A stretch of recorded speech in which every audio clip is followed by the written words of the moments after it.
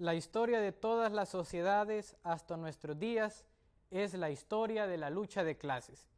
Hombres libres y esclavos, patricios y plebeyos, señores y siervos, maestros y oficiales.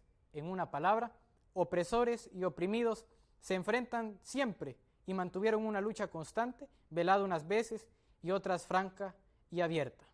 Así empieza el capítulo 1 del Manifiesto Comunista. Y aquí es donde empezamos a desarrollar la sociología marxista, que ocupa el método histórico, estructural y dialéctico. Veamos, los que desarrollan esta teoría son en primer término Carlos Marx y Federico Engels, el primero alemán y el segundo prusiano. Las obras más notables, el Manifiesto Comunista, El Capital, Manuscritos filosóficos, Crítica a la economía política, el 18 Brumario de Luis Bonaparte, La ideología alemana y un montón de obras más con increíbles aportes para la sociología, la economía. Pero vamos a detenernos un poco. El desarrollo del pensamiento sociológico dentro del marxismo es más bien un producto del desarrollo de la economía política que se concibe como una ciencia social. Porque lo que harán Carlos Marx y Federico Engels es desarrollar todo un sistema de pensamiento que distingue a todos los demás, porque tiene una vocación transformadora. Y aquí es donde nos separamos totalmente, diametralmente de todos los autores que hemos visto, y aquí hablamos del materialismo con una función liberadora de la sociedad. Marx es el fundador de una escuela de pensamiento que a su vez es filosófica, es económica, es histórica, es política y es sociológica. Es decir, es altamente abarcante. Toda la teoría de Marx y obviamente Engels, es decir, la ciencia fundada por Marx, el materialismo histórico y la filosofía abierta por Marx, es decir, el materialismo histórico, tienen como centro y corazón la lucha de clases. Esto es lo que nos dice Luis Althusser, uno de los más renombrados neomarxistas del siglo XX. Los elementos de análisis en este momento los centraremos en estructura social, las clases sociales y las luchas de clases, el método lógico dialéctico y algunos conceptos y tesis que aparecerán a lo largo de este capítulo. Así es como diagramamos bajo el marxismo la estructura social. La sociedad, algo tan complejo, tan dinámico, tiene una estructura semejante, vemos la estructura de una casa o de un edificio. Tenemos que la base de la estructura social es el modo de producción, que está dividido en las fuerzas productivas y las relaciones de producción. Dentro de las fuerzas productivas están los medios de producción, las fuerzas de trabajo. A su vez, los medios de producción tienen objetos de trabajo y medios de trabajo. Las relaciones de producción, a su vez, pueden ser relaciones técnicas de producción, que son las que tiene el que forma parte del proceso económico con las herramientas, con las técnicas y tecnologías que utiliza, o relaciones sociales de producción, que se reducen no únicamente, pero sí sintéticamente, al trabajo asalariado. Las relaciones sociales de producción, por ejemplo, del obrero con el burgués, es una relación de trabajo asalariado. Este tema ya lo desarrollamos en economía, pero lo que nos interesa analizar en este tema sociológico es lo que se levanta de este modo de producción, y es la superestructura, que a su vez se divide en una superestructura formal y otra ideológica.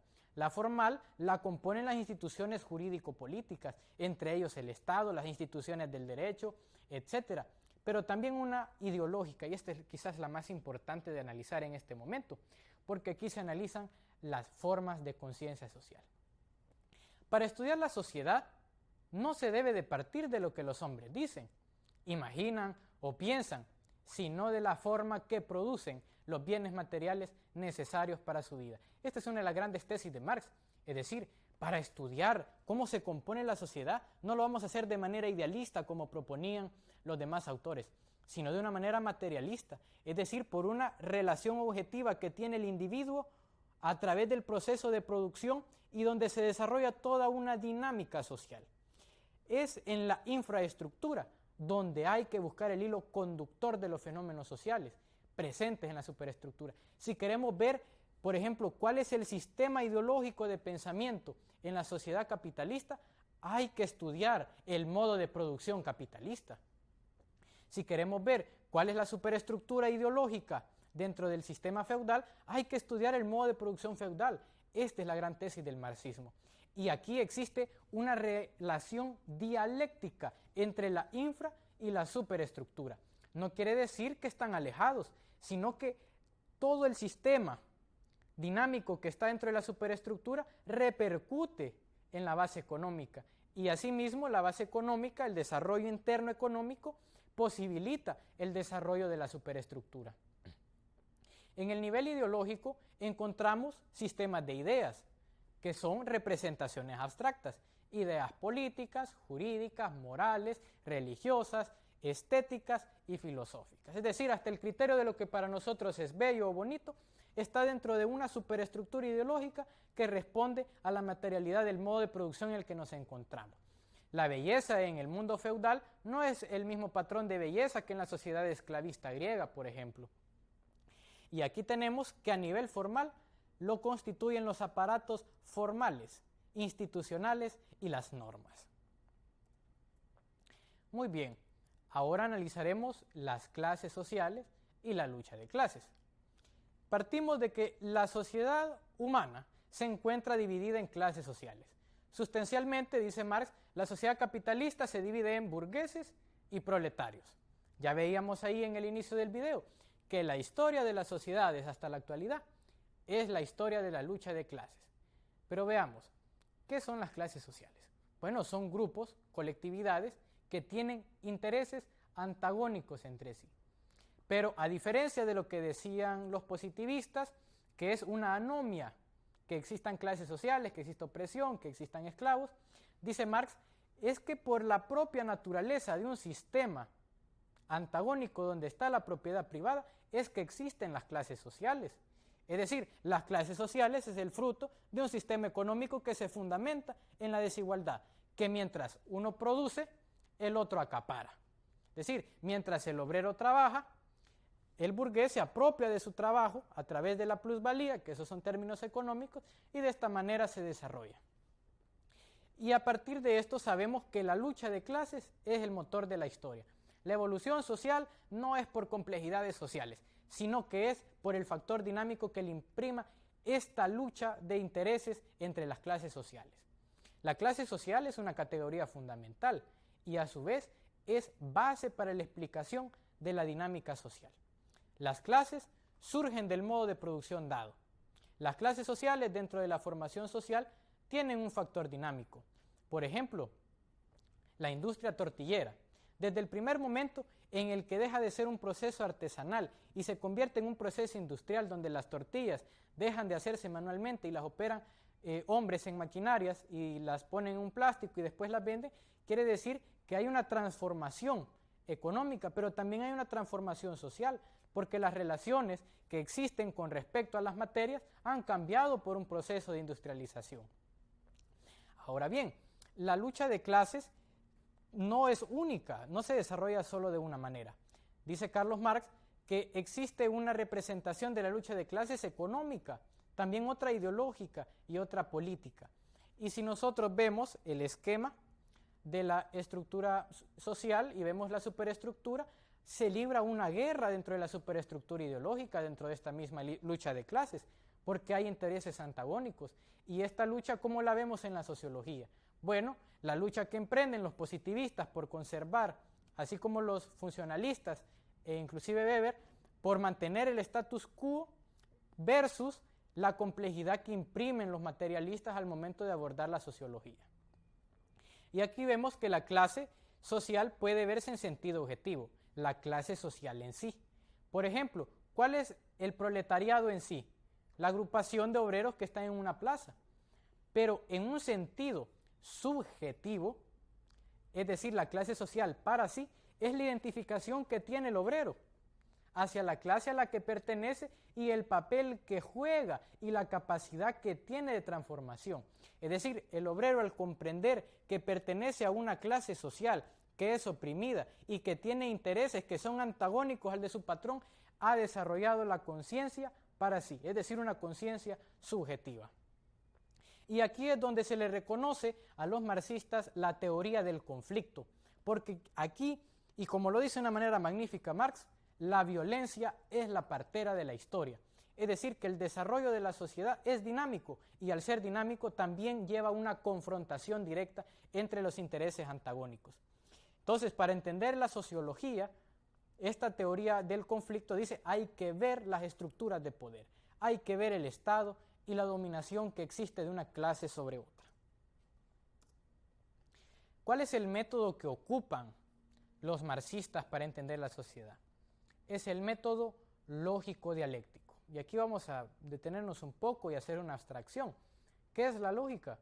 De manera general y muy criticable, es un proceso ordenador del pensamiento. La lógica busca sistematizar todo ese montón, ese enjambre de ideas desordenadas que tenemos y que le da un orden al conocimiento, como un rompecabezas.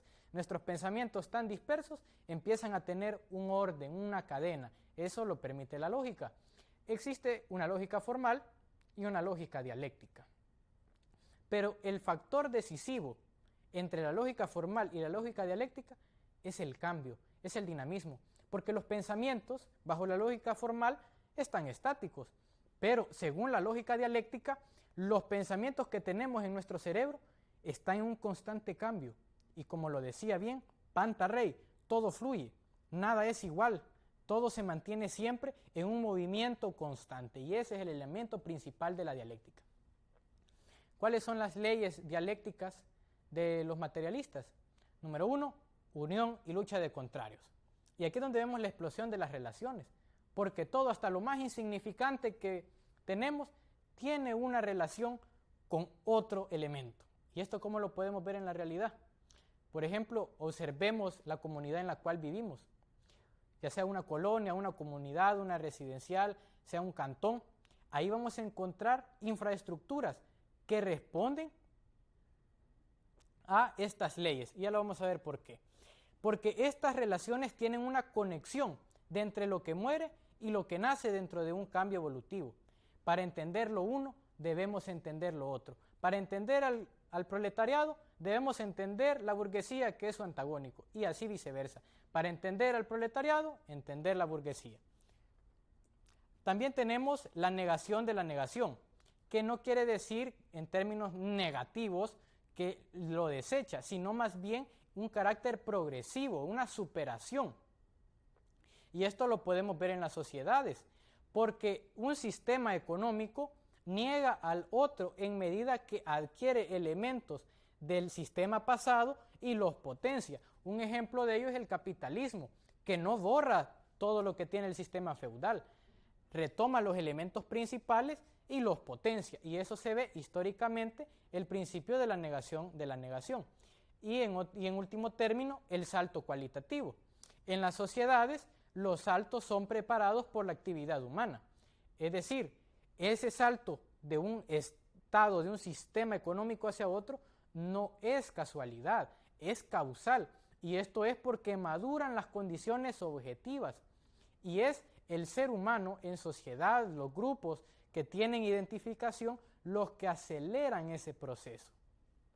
Pero para entender mejor el estudio de la colonia donde ustedes viven, pues eso empieza con la descripción de la ubicación de las casas, cómo es que están los comercios, en qué lugar, en qué parte, las zonas de esparcimiento. Todo eso tiene un porqué histórico, por qué la construcción de su casa tiene una forma determinada. Y aquí es donde aplicamos la primera ley, la unión y lucha de contrarios, porque a través de este análisis de las contradicciones veremos por qué hay casas que están en lugares exclusivos y otras que están en lugares germinales, marginales. Entonces, para explicar un fenómeno hay que entender su devenir, es decir, su transformación, su historia, porque hablamos de procesos y los procesos tienen interrelaciones. Ejemplo, el proceso revolucionario que se vive en la Guerra Civil del Salvador, que no lo podemos ver como un elemento estático, sino que está en un constante cambio. ¿Cuáles son las transformaciones que experimenta y ha experimentado la colonia donde vivimos? ¿Qué intereses hacen que evolucione esa comunidad? ¿Cómo se constituyó? ¿Quién aprovecha más los servicios públicos? Estas son preguntas que se pueden resolver a través de la utilización del método lógico-dialéctico. Y finalmente, la gran tesis dentro de la sociología, el ser social determina la conciencia. El ser social es ese conjunto en el cual nosotros vivimos, nos desarrollamos y morimos. Entonces, para conocer nuestra conciencia, ya sea en sí o para sí, es necesario comprender el medio en el que nosotros nos rodeamos. El grupo, la colectividad de nuestras amistades, con quienes nos relacionamos día con día, las relaciones sociales de producción, todo esto configura el ser social. Y para entender a un sujeto en la historia hay que entender su sociedad. Si queremos entender a Carlos Marx, hay que entender cuál era el contexto histórico de la sociedad alemana, por qué estaba influenciado por los hegelianos de izquierda, por ejemplo, o por qué se integra la Liga de los Comunistas. Así nosotros podemos determinar la conciencia. Y algo interesante, que esta determinación que tiene la sociedad, el medio sobre nosotros, no es total. Y aquí es donde está el carácter revolucionario, porque nosotros, en la medida que tenemos conciencia de esto, podemos transformar ese medio, podemos transformar al ser social, y es ahí donde se encuentra el principio revolucionario dentro de la lógica de la sociología marxista. Muchas gracias.